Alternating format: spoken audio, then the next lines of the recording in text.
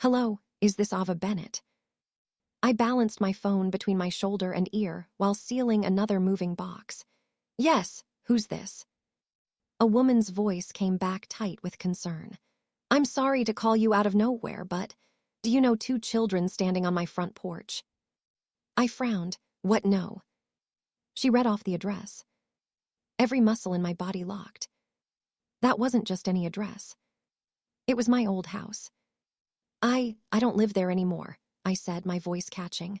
I moved months ago. There was a long pause before she quietly replied. These children said you're their aunt. My stomach dropped. My sister's kids. I believe so. I grabbed my keys so fast they slipped from my hand. Please don't let them leave. I'm on my way. The rideshare already drove off. For a second, I couldn't breathe. Melissa had actually done it. After I finally refused to babysit for her that morning, she'd sent her children to what she thought was my house without even checking whether I still lived there. I'm trying to call their mother, I said. I already tried. She isn't answering. I rushed out the door, my mind racing. Just hours earlier, Melissa had demanded I cancel work to watch the kids because her sitter backed out again. No, I'd told her. I'm done dropping everything every time you make last-minute plans. She'd gone silent before hanging up. I thought that was the end of it. Instead, she'd made one reckless decision that put her own children on a stranger's doorstep. As I started my car, the woman spoke again. I wasn't comfortable taking two children I don't know into my house, so before I found your number, she hesitated, I made one phone call.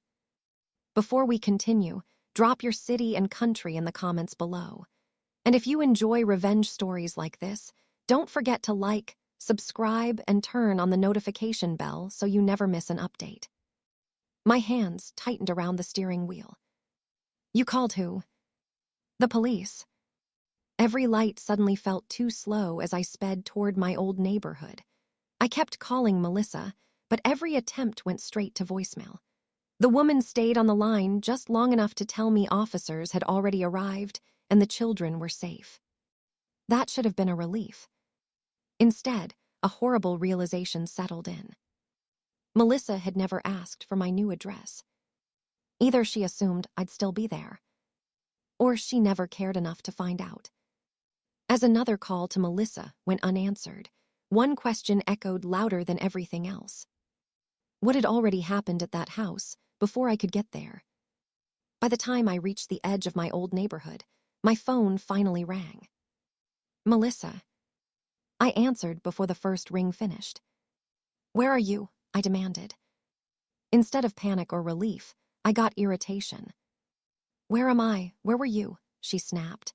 The kids said nobody answered the door. I nearly slammed on my brakes. Melissa, I don't live there anymore. There was a brief silence. Then she scoffed. Don't be dramatic. I'm not being dramatic. I moved 4 months ago. You never told me. I let out a bitter laugh. Yes, I did. No, you didn't. I texted the entire family. I mailed change of address cards. You never responded. She ignored that completely. So where are my kids now? The police have them, I said, because you left them at a stranger's house. Her voice sharpened. Then go get them. No. Another silence. What do you mean, no? I mean this is your responsibility. She exhaled loudly, as if I were the unreasonable one. I had an appointment. You know I needed someone. And I told you I couldn't. You've always watched them before. There it was. The sentence I'd heard for years. Not can you help. Not would you mind. Just the expectation that I would rearrange my life because Melissa had decided I should. It hadn't always started that way. When her oldest was born, I genuinely wanted to help. I loved being an aunt. If she needed an evening to herself or an emergency pickup from daycare, I was happy to step in. But somewhere along the line, gratitude disappeared. Helping became obligation. A favor became a requirement. She'd volunteer me without asking. Family dinners ended with, "Ava can take them." Holiday weekends became, "Ava doesn't have kids, so she won't mind." If I hesitated, Melissa only had to sigh dramatically before someone else joined in. "Come on, Ava. She's your sister. Family helps family."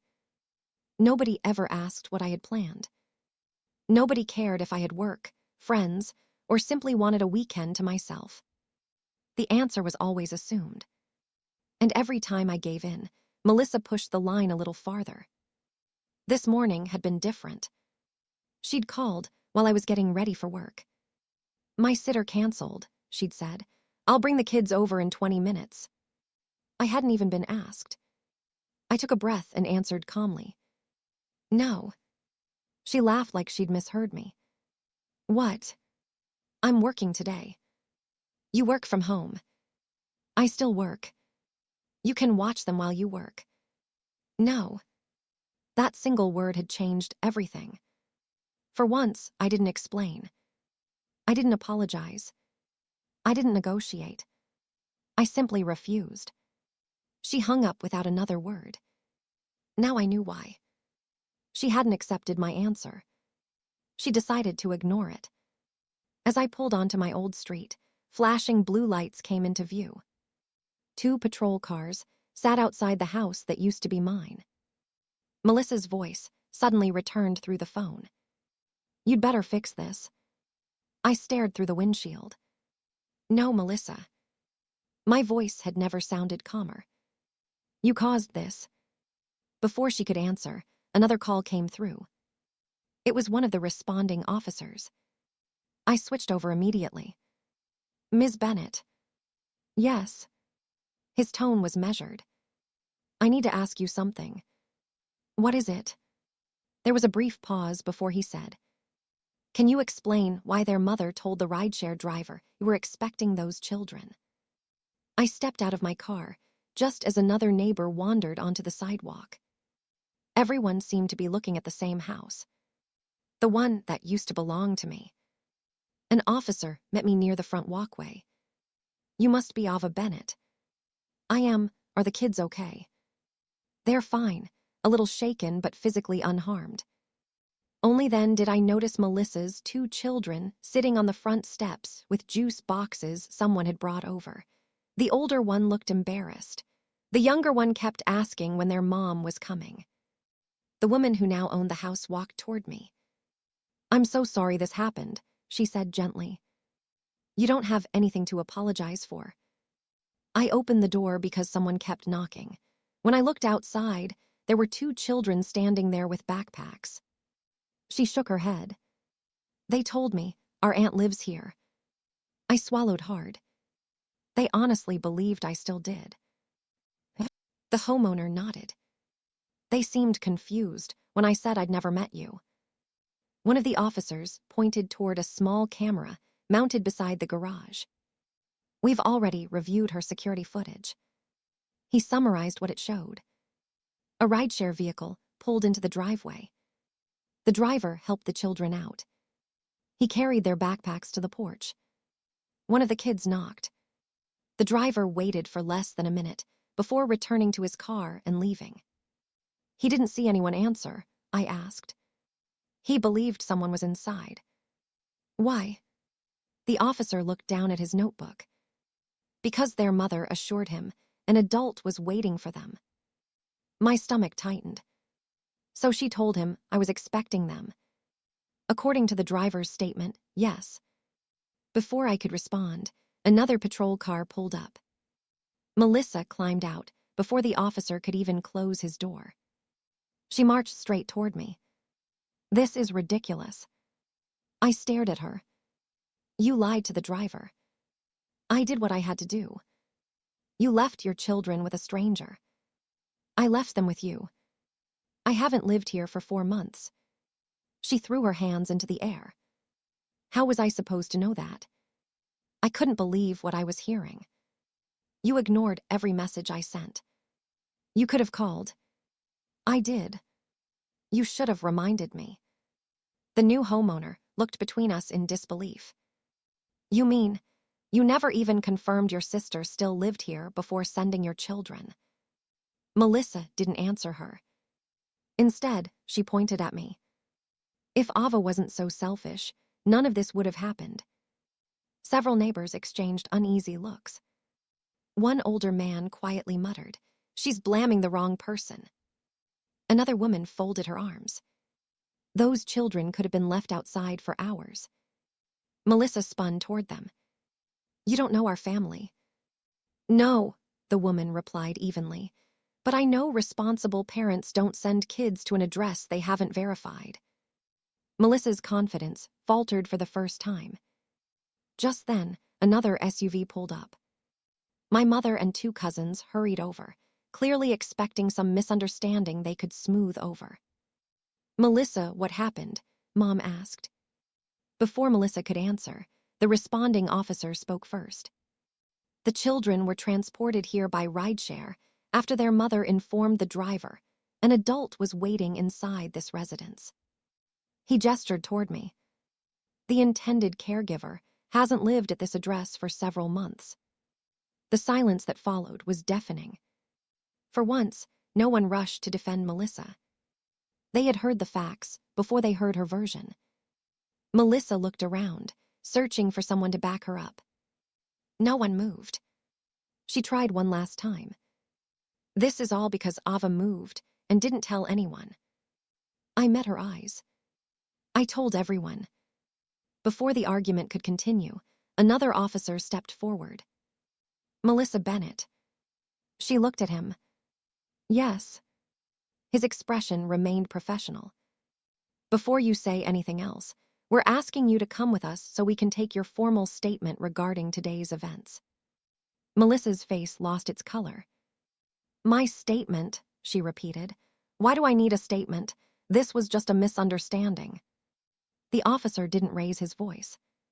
"That's exactly what we're trying to determine." She glanced at our mother, expecting someone to step in. "Mom, tell them this is ridiculous." Mom looked from Melissa to the two children sitting quietly on the porch. For the first time that day, she didn't rush to rescue her. "I think you should answer their questions," she said softly. Melissa turned to me instead. "Say something." "I already have," I replied. "I've told them the truth." She scoffed. "Your version of the truth." "No," the officer interrupted. "We're interested in everyone's version." He led Melissa a few steps away, while another officer continued speaking with me. "We've also contacted the rideshare driver," he said. "He agreed to provide a written statement." "What did he say?" "He told us your sister repeatedly assured him an adult was waiting inside the house." The officer flipped open his notebook. "According to him, he even asked if she wanted him to wait until someone answered the door." I frowned. "And?" "She told him there was no need. She said the homeowner, meaning you, already knew the children were coming." I closed my eyes for a second. It hadn't been carelessness. She had anticipated questions and answered them with a lie. That one decision had convinced the driver to leave. A detective from Child Welfare arrived a few minutes later and introduced herself. She spoke first with the children, then with the homeowner, and finally with me. "When was the last time your sister had your current address?" she asked. "Never." "You never gave it to her." "I announced my move to the entire family through a group message. I mailed change of address cards to relatives who preferred regular mail." I unlocked my phone. I still have the message. The detective read it carefully. The date was 4 months old. Attached were photos of my new place and my updated mailing address. "Did your sister respond?" she asked. "No." She looked at the message details. The read receipts told the story. Nearly every family member had opened the message within minutes. Melissa's account never had. She hadn't acknowledged the move because she'd never bothered to read it. The detective nodded thoughtfully. "So she never confirmed where you lived?" "No." "And she still arranged transportation for her children to your former address?" "Yes." Across the yard, Melissa's conversation with another officer grew louder. I thought she still lived there. An officer calmly replied, "Then why did you tell the driver she was expecting the children?" Melissa hesitated. Everyone heard it, just long enough to realize she didn't have an answer that fit the facts. Our oldest cousin quietly shook his head. "I defended you before I knew what actually happened." Another relative sighed. "I honestly thought Ava had overreacted. Nobody was looking at me with disappointment anymore. They were looking at Melissa with confusion. Not because she'd made a mistake, because every new piece of information showed she'd made one reckless decision after another." The detective gathered the statements, thanked the homeowner for calling immediately, and assured the children they had done nothing wrong. As Melissa started walking toward the sidewalk, clearly hoping the questioning was over, the detective called after her. "Ms. Bennett." Melissa stopped. "Yes." The detective held out a folder. "We're not finished." Melissa frowned. "What's that?" The detective's expression remained steady. "These are the next steps in our child welfare review. I need you to read them before you leave." Melissa stood motionless, staring at the folder in the investigator's hand. "This can't be serious," she said quietly. "It is," the investigator replied. "Today's incident requires a formal review. Our responsibility is to determine whether your decisions placed your children at unnecessary risk." For the first time all afternoon, Melissa had no quick response. No excuse. No one to interrupt on her behalf. She simply took the folder. Over the following weeks, everything that had happened that day was carefully documented. The security camera footage showed the rideshare pulling into the driveway, the children getting out with their backpacks, and the driver leaving after being assured someone was waiting inside. The rideshare driver's written statement matched what the officers had already been told. Melissa had insisted an adult knew the children were coming and that there was no reason for the driver to remain at the house. The new homeowner's account never changed either. She had opened her front door to find two confused children who believed they were standing outside their aunt's home. Realizing something was terribly wrong, she immediately called the police before searching for another way to contact their family. That single decision created an accurate timeline before anyone had the chance to rewrite the story. When investigators compared everyone's statements, they lined up almost perfectly, except Melissa's. She first claimed I had agreed to babysit. When shown our text messages, she changed her explanation. Then she insisted she thought I still lived there. When asked why she had never confirmed my address, she admitted she hadn't looked at any of the messages announcing my move. The evidence wasn't dramatic. It was ordinary. Phone records, text messages, security footage, ride information, witness statements. Together, they painted one clear picture. Melissa hadn't verified where I lived. She hadn't made a backup plan. She had simply assumed I would once again solve a problem she created. That assumption failed the moment I refused to let my boundaries disappear. The review concluded with mandatory parenting education and continued follow-up from child welfare services to ensure safer decisions going forward. While the process wasn't criminal in nature, it made one thing unmistakably clear. Sending young children to an unverified address without confirming an adult was present was a serious lapse in judgment. Word spread through the family much faster than Melissa expected. For years, she'd been able to tell her version first. This time, the police reports, the homeowner, and the driver's statement spoke before she ever could. At the next family gathering, something felt different. No one looked at me like I owed another apology. No one asked why I hadn't just helped. Instead, my oldest cousin walked over and said, "I owe you one." For what? For assuming Melissa was telling us the whole story. Aunt Linda nodded in agreement. "We've expected too much from you for a long time." Even my mother, who who had spent years trying to keep peace by asking me to give in, sat beside me after dinner. "I should have listened when you kept saying you needed boundaries," she admitted. I smiled faintly. "I wasn't trying to punish anyone." "I know." She looked down at her hands.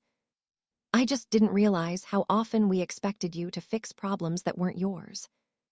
That conversation meant more to me than I expected. Not because everyone suddenly became perfect, but because they finally understood. Melissa, meanwhile, could no longer rely on assumptions that someone else would rescue her from the consequences of her own choices. She had to arrange dependable childcare, keep accurate emergency contacts, and handle responsibilities she had spent years shifting onto other people. As for me, I stayed in my new home. Peacefully, without surprise drop-offs, without guilt-driven phone calls controlling my schedule. The woman who had bought my old house and I stayed in touch from time to time. Every now and then we'd laugh about the strange way we met, though neither of us ever forgot how differently that day could have ended if she hadn't trusted her instincts and called for help. Looking back, I realized something important. Moving out had changed my address months earlier. But saying no had finally changed my life.